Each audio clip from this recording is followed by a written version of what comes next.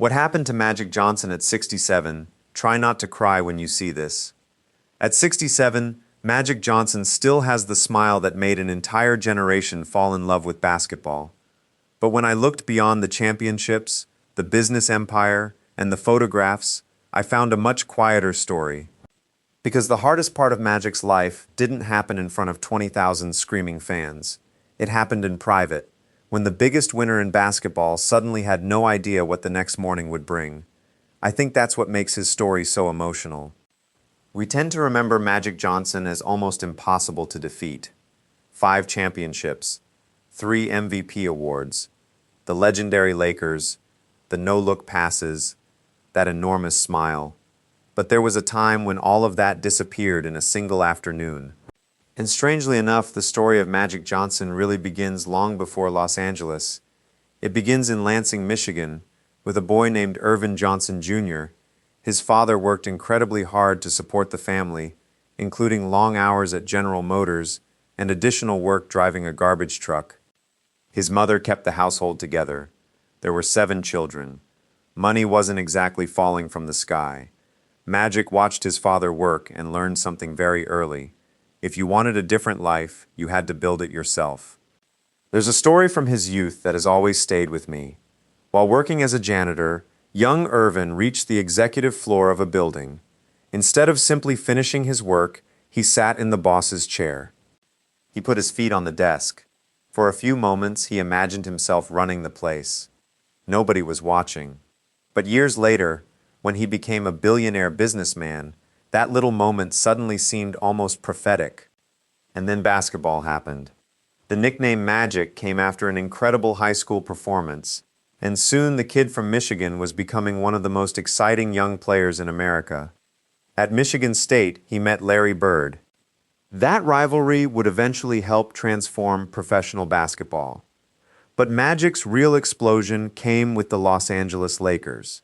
And here's the part that still amazes me. In the 1980 NBA Finals, Kareem Abdul-Jabbar was injured. Magic was only 20 years old, yet he started at center in the deciding game and produced one of the most remarkable performances in Finals history. 42 points, 15 rebounds, 7 assists, a championship, and the Finals MVP award. A 20-year-old rookie had just done something nobody expected. That was Magic. He made impossible things look normal. Throughout the 1980s, he helped turn the Lakers into Showtime. 5 championships followed. Hollywood celebrities filled the seats. Larry Bird became his greatest rival. And basketball became more than a sport. It became entertainment. Magic wasn't just playing the game. He was changing what people thought basketball could be. But success has a strange side. Sometimes, when everyone tells you that you're extraordinary, you start believing that normal rules don't apply to you. Magic's personal life became complicated. His relationship with Cookie Johnson went through painful periods before they eventually married. There were mistakes, there were disappointments, there were moments when their relationship could easily have ended. But Cookie stayed. And then, in 1991, everything changed. Magic was 32. He had just married Cookie. She was pregnant. His career was still at the top. From the outside, his life looked almost perfect. Then came the medical test. Magic learned that he was HIV positive. Suddenly, the championships didn't matter. The money didn't matter. The celebrity didn't matter. He was facing something that the public barely understood at the time, and the fear surrounding HIV was enormous. The first person he had to face wasn't a reporter.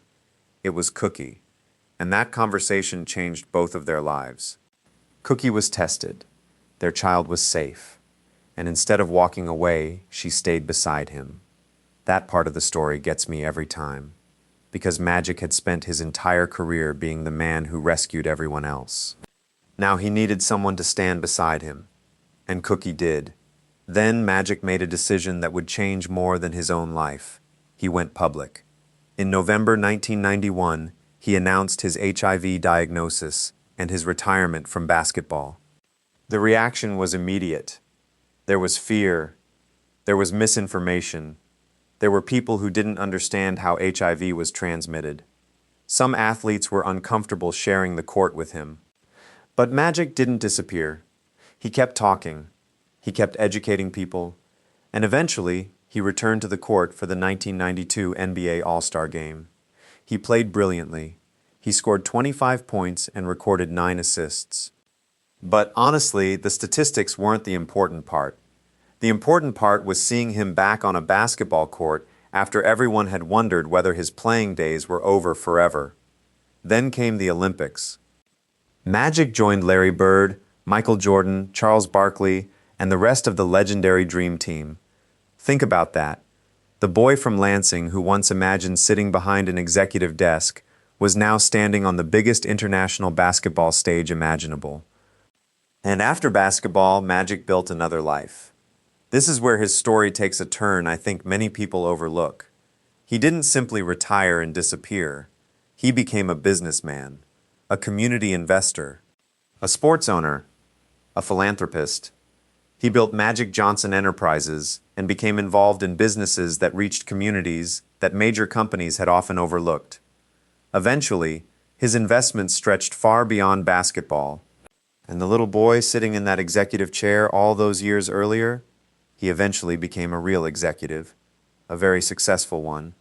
But money wasn't the only thing that changed Magic. His family changed him too. His son EJ eventually came out as gay. At first, Magic had difficulty understanding it. He was from a different generation. He had his own expectations. But eventually, he chose something more important than those expectations. He chose his son. That evolution matters. Because Magic's story isn't about being perfect. It is about changing. He made serious mistakes. He hurt people. He faced consequences. But he also learned. And maybe that's why his story feels more real than the mythology surrounding him. Today, when people see Magic Johnson at 67, they see the billionaire, the businessman, the Lakers legend, the man who received one of America's highest civilian honors. But I see something else. I see a man who has spent decades living with a challenge that doesn't simply disappear because you've won 5 championships. His health requires discipline. His treatment requires consistency. And his life continues because he takes that responsibility seriously. That's something I think gets lost when people say someone beat HIV. For Magic, it wasn't one dramatic victory. It was thousands of ordinary mornings. One day, then another, then another. No crowd, no championship trophy, no applause. Just the decision to keep going.